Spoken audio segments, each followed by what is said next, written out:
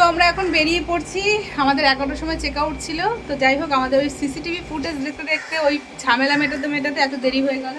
তো আমরা এখন বেরিয়ে পড়ছি, লাগেজ নিচে চলে গেল। তো চলো বাড়ির উদ্দেশ্যে যাওয়া যাক। আর এখন হচ্ছে মিস করবো, এই 3 দিন বেশ মজা করে কাটলো আমাদের, বেশ মজা করে কাটলো। তো চলো নিচে যাওয়া যাক। ঠিক আছে, যেতে যেতে তোমার সাথে শেয়ার করবো সবকিছু। তো এই যে সমুদ্র, বাবু দেখে নে আমার কবে আসবি। চলো টাটা। আর আমাদের হোটেলটা তোমার সাথে শেয়ার করিনি না, আমাদের হোটেলটা হচ্ছে ADB canvas. ADB canvas.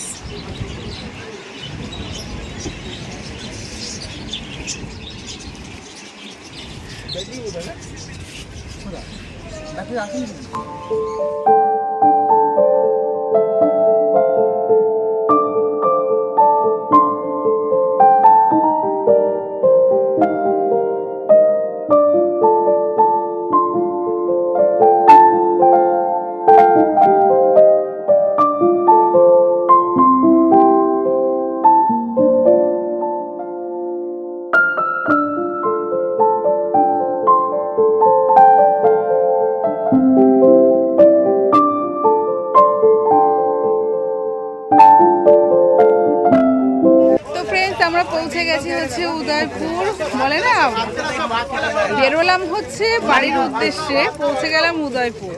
Main হচ্ছে রাস্তায় ঘটনা ঘটেছে যে আমাদের মানে আমি গাড়িটা চেঞ্জ করেছি, আমি যেই গাড়িতে ছিলাম এর জন্য রুমিদি ওই গাড়িতে চলে গেছে, আমি আমার হাজব্যান্ড রাজুদা আর 2 বাচ্চাকে নিয়ে আমি ছিলাম।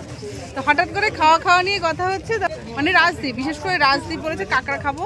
এখন বুঝতেই পারছো বাড়ি চলে যাচ্ছে, মানে বাচ্চার ইচ্ছে পূরণ করবে। তো বললো ঠিক আছে কোনো দোকানে দাঁড়া কাঁকড়া। এখন ঠিক হলো তাহলে চলো উদয়পুর গিয়ে কাঁকড়া খাওয়া যায়। উল্টো আবার মানে আমরা দীঘা পেরিয়ে আবার আমাদের আসতে হলো। ওই দিক দিয়ে যদি প্রথম থেকে ঠিক হতো তাহলে আমাদের এতটা টাইম লাগতো না। আমরা এখন উদয়পুর পৌঁছে গেছি, চলো ভাগ্যে যা থাকবে সেটাই হবে। তাহলে রুমিদি ভাবতে পারছো আমরা তাজপুর, এদিকে মন্দারমণি, এদিকে আবার উদয়পুর, মানে সবকিছুই ঘোরা হলো 3 দিনের মধ্যে। হ্যাঁ, মাঝখানে আমরা দীঘাটা যাইনি। মাছ আর বলো না, কত যাবো আর বলো না। তো চলো দেখা যাক কি করি না করি, সবকিছু তোমার সাথে শেয়ার করবো। ভাগ্যিস ছাতা ছিল, রোদ আছে কিন্তু রোদের তাপটা নেই। এটাই হ্যাঁ। আর রুমিদি আমাকে একটা ছাতা গিফট করেছে জানো তো, ম্যাজিকটা করে দেখাবে। ছাতা ম্যাজিক করে দেখাবে। কি ম্যাজিক? ছাতা জল ঢালবে, প্রজাপতিগুলো সব দেখবে। ওই তাই নাকি? হ্যাঁ। আর রুমিদি কোথায় ঘুরতে গেছিলি জানো? আমার কাছে পেলিং। হ্যাঁ স্পেলিং গেছিল, ওখান থেকে আমার জন্য একটা ছাতা নিয়ে এসছে, বাড়ি গিয়ে দেখাবো। ঠিক আছে তো চলো শেয়ার করি তোমার সাথে। প্রজাপতিগুলো কালার। ওরে বাবা, ছাতার মধ্যে জল দিলে নাকি ছাতা নিয়ে বেরো। আর সাদা কালারের ছাতা, সব বাটারফ্লাইজ গুলো তোমার রঙিন। আচ্ছা আচ্ছা ঠিক আছে চলো দেখো। জল চলে গেছে না জল আসছে? দীঘার মধ্যে এই উদয়পুর জায়গাটা আমার সব থেকে প্রিয়, আমার ভীষণ পছন্দের একটা জায়গা উদয়পুর। তো আমি যখনই দীঘাতে আসি উদয়পুরে অনেকক্ষণ সময় কাটানোর জন্য একটা প্ল্যানিং করেই আসি।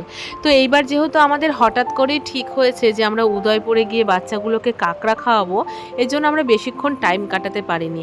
এর আগের বার যখন আমরা আর রাজু দ্বারা এসছিলাম তখন কিন্তু উদয়পুরে অনেক সময় কাটিয়েছিলাম। আমার বেশ ভালো লাগে উদয়পুর জায়গাটা, জলের মধ্যে টেবিল পেতে মজা করা, খাওয়া দাওয়া, গান বাজে চারিদিকে, নাচ গান, খুব পছন্দের, খুব ভালো লাগে আমার জায়গাটা। তারপর ধরো ঢেউ এসে পায়ের মধ্যে লেগে যায়, তারপর স্টারফিশ, অনেক রকমের জিনিসপত্র দেখা যায় সমুদ্রে, নানা রকমের মানুষের সাথে পরিচয় হয়, খুব ভালো লাগে আমার। আর এখানে দেখো আমরা আস্তে আস্তে এগিয়ে যাচ্ছি, আমাদের টেবিল সেট করা হবে তাই। তবে জল কিন্তু অনেকটা দূরে চলে গেছে, আর রোদ অতটা নেই কিন্তু রোদের তাপটা প্রচণ্ড পরিমাণে আছে। তো এখানে আমাদের চেয়ার পেতে দিয়েছে, টেবিল সেট করা হয়ে গেছে, আর আমরা এখানে বসে বসে একটু মজা করব, কিছুক্ষণ বসবো, খাওয়া দাওয়া করব। আর এই দেখো আমি আর রুমিদি বসে একটু গল্প করছিলাম আর তোমাদের সাথে শেয়ার করছিলাম। আর এখানে দেখো কে কী মাছ খাবে না খাবে সেটার আমরা দেখতে এসেছি। তো এখানে কিন্তু সমুদ্র সুন্দরীও ছিল জানো তো, দীঘা সুন্দরী ছিল মাছ। তবে কোন মাছটা তোমাদের দেখাচ্ছি দাঁড়াও। তো আমাদের অর্ডার দেওয়া হয়েছিল কাঁকড়া, আর যেন কি অর্ডার দেওয়া হয়েছিল, আর এই মাছটা হচ্ছে দীঘা সুন্দরী। দেখতে কিন্তু বেশ ভালো, আর প্রত্যেকটা সমুদ্রের মাছই কিন্তু খেতে ভীষণ টেস্ট হয়। অনেকে পছন্দ করে, অনেকে আবার পছন্দ করে না। তো এখানে মাছ অর্ডার দেওয়া হয়ে গেছে। এখানে সব রকম ফল টল দিয়ে একটা চাট বানানো হয়েছিল, সেটা আমরা খাচ্ছি। তারপর এখানে তোপসে ফ্রাই করা হয়েছে। তোপসে ফ্রাইটা ভালো ছিল, তবে একটু সামান্য একটু গন্ধ ছিল, তো আমরা খুব একটা ভালো মতো খাইনি। তবে এর আগের বারের এই তোপসেটা মশলা দিয়ে করে দিয়েছিল, খুব টেস্টি ছিল খেতে। মাছটা খুব একটা ভালো ছিল না এইবারের তোপসে ফ্রাইটা। আর এদিকে হচ্ছে রাজুদা বডি মাসাজ করছে একদম চাম্পিসভাবে। আর আমাদের কিন্তু সবার মানে বাচ্চাদের পছন্দের কাঁকড়া চলে এসছে। তবে জানো তো আমার কাঁকড়ার দিকে একটু লোভ যায়, কিন্তু খেতে পারি না, একটু সমস্যা আছে। মেয়েদের জীবন না, কি বলো তো, অনেক সময় শ্বশুরবাড়ির চাপে পড়ে অনেক কিছু স্যাক্রিফাইস করতে হয়। তো আমাদের উদয়পুরের খাওয়া দাওয়া মস্তি করা সব কিছু কমপ্লিট হয়ে গেছে। এখন আমরা বাড়ির উদ্দেশ্যে রওনা দেবো। এখন বাজে হচ্ছে 3:30। মনে হয় কাছাকাছি পৌঁছে যেতাম, বলো নাকি? বাড়ি পর্যন্ত অনেক রাত হয়ে যাবে। তো আমি আর রুমিদি একটু এই ফাঁকা জায়গায় এসছি, একটু ঘুরছি। ঠিক আছে, তো চলো গাড়ির ওখানে যাই। উফ, প্রচণ্ড গরম লাগছে, প্রচণ্ড গরম লাগছে। রোদ নেই, কিন্তু রোদের তাপটা প্রচণ্ড। তো আমরা এখন এই যে হোটেল স্মল টাউনে এসে দাঁড়ালাম। আমরা এখন কিছু খাওয়া দাওয়া করবো, কিছু বলতে ভাতই খাবো, সবার ভাতের খিদে পেয়েছে। ঠিক আছে, তো এখন বাজে কটা বলো তো? এখন বাজে হচ্ছে 6টা। এখন আমরা ভাত খাবো, কারণ সব ফুচকা সব কিছু খাওয়া হয়েছে, কিন্তু ভারী খাবারটা খাওয়া হয়নি। এর জন্য সবাই মিলে এখন ভাত খাবার। মেয়েরও প্রচণ্ড খিদে পেয়েছে ভাতের খাবার। তার মধ্যে আমরা তো একটা জিনিস খেয়েছি, তার মধ্যে আমরা চাট খেয়েছি, টক, আমলকি মাখা, কামরাঙ্গা মাখা, পেয়ারা মাখা, ওগুলো শেয়ার করতে পারিনি। ফোনে একদম চার্জ ছিল না, গাড়িতে চার্জ হচ্ছিল। ঠিক আছে, তো চলো। হ্যাঁ, কি খাই? তো চলো। এখন অ্যাড হচ্ছে। তো ফ্রেন্ডস, বাড়িতে চলে এসেছি। এখন বাজে হচ্ছে 11টা বাজতে 5 মিনিট বাকি। তো স্নান টান করে ফ্রেশ হলাম। বাবা, শরীর আর চড়ছিল না। বাড়ি বাড়ি হয়, বাড়ির মতো শান্তি কোথাও নেই। যতই তুমি দেশ বিদেশ ঘোরো না কেন, বাড়ির মতো যে শান্তি, সেটা তুমি কোথাও পাবে না। ওহ বাবা, যেন মনে হচ্ছে শান্তি পেলাম, শান্তি। তো আমরা যেই টাইমে বাড়িতে আসার জন্য রওনা দিয়েছিলাম, সেই টাইমে যদি ঠিকঠাক মতো আসতাম, তাহলে অনেকক্ষণ আগেই বাড়িতে পৌঁছে যেতাম। আমরা আবার যেহেতু উদয়পুর গেলাম, ওখানে দেরি হয়েছে। তবে গেছি, মজা হয়েছে, তাই না বলো? সুন্দরের সময় কাটালাম সবার সাথে। মেয়েকেও একটু গায়ে জল ঢেলে দিলাম। মেয়ে একদম গরমে পুরো হয়ে গেছিলো। যতই এসি গাড়ি হোক না কেন, তবুও শরীরে একটা ধকল থাকে না বলো? জার্নি, প্রচণ্ড পরিমাণে জার্নি। এত গাড়ি চড় যেন মনে হচ্ছে এখনও পর্যন্ত গাড়ির মধ্যেই যেন মাথা ভ ভ করে ঘুরছে।